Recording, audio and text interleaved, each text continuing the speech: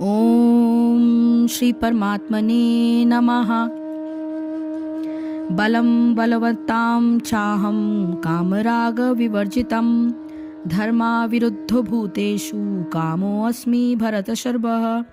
बलम यानी शक्ति, बलवताम बलवानों का, च यानी तथा, अहम मैं हूँ, काम विषय भोग, राग यानी आसक्ति से, विवर्जितम रहित, धर्म अविरुद्ध जो धर्म के विरुद्ध नहीं है, भूतेषु समस्त जीवों में, काम विषयी जीवन, अस्मि हूँ, भरत ऋषभ हे भारतवंशियों में श्रेष्ठ।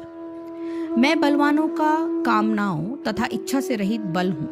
हे भरत श्रेष्ठ यानी अर्जुन, मैं वह काम हूँ जो धर्म के विरुद्ध नहीं है। मतलब बलवान पुरुष की शक्ति का उपयोग दुर्लभों की रक्षा के लिए होना चाहिए, व्यक्तिगत आक्रमण के लिए नहीं। इसी प्रकार धर्म सम्मत मैथुन संतानोत्पत्ति के लिए होना चाहिए, अन्य कार्यों के लिए नहीं। अतः माता पिता का उत्तरदायित्व है कि वे अपनी संतान को कृष्ण भावना भावित बनाएं, ताकि वो सही कर्मों को पहचानने की क्षमता रख सके।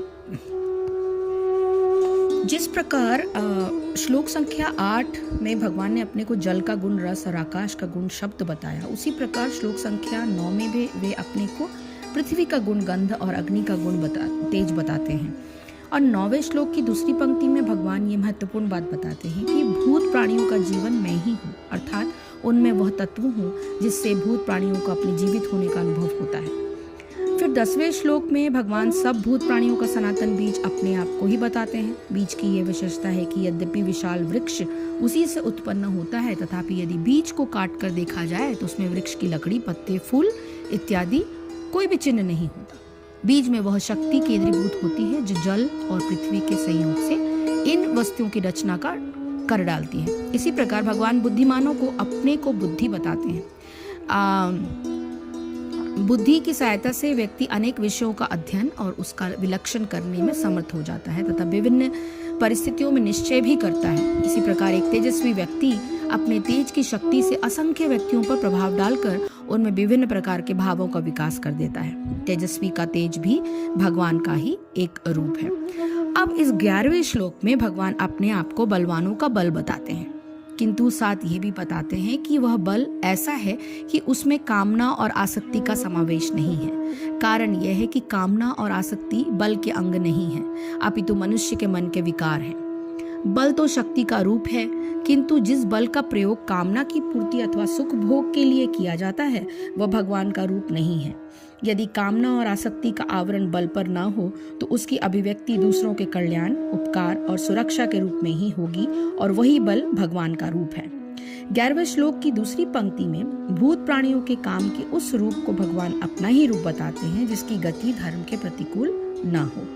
वास्तव में काम की असाधारण शक्ति ही सृष्टि का आधार है, और मनुष्य में काम का उपयोग के अत्यंत पवित्र नियम शास्त्रों द्वारा निर्धारित किए गए हैं। रामचरितमानस में महाकवि तुलसीदास ने श्री राम विवाह के अवसर पर उनके घोड़े को कामदेव की उपमा देकर यह संकेत किया कि विवाह जैसी पवित्र संस्कार में काम किस प्रकार विभिन्न नियमों की लगाम से बंधा होना चाहिए।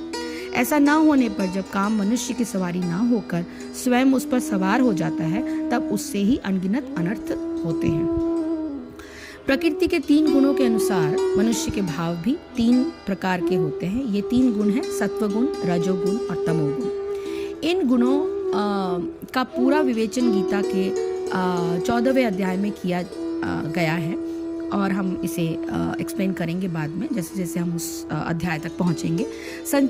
संक्षेप में सत्वगुण का लक्षण ज्ञान, सुख और प्रकाश है। रजोगुण का लक्षण आसक्ति, इंद्रियों का विषयों के प्रति आकर्षण और उनसे प्रेरित मन की चंचलता तथा क्रियाशीलता है। और तमोगुण का लक्षण अज्ञान, प्रमाद, जड़ता और अंधकार है। यह गुण ही प्रकृति को व्यक्त करने के मूल तत्व हैं। यदि 3 रंगों की डोरियों को बटकर एक रस्सी बना ली जाए तो रस्सी के प्रत्येक भाग में ये तीनों रंगों की डोरियां ही प्रकट होंगी। इसी प्रकार इन तीनों गुणों का गुथा हुआ रूप ही प्रकृति है, और प्रकृति के रूप में ये 3 गुण ही क्रियाशील रहते हैं। नित्य परिवर्तनशील होने के कारण इनमें ही सृष्टि में विविधता दिखाई पड़ती है। इन तीनों गुणों को क्रियाशील करने में भगवान की आत्मशक्ति जिस प्रकार प्रेरणा देती है, उसे बताते हुए भगवान आगे के श्लोकों का वर्णन करेंगे। हरिओम तत्सत, हरिओम तत्सत, हरिओम तत्सत। जय श्री कृष्णा, जय गुरुदेव।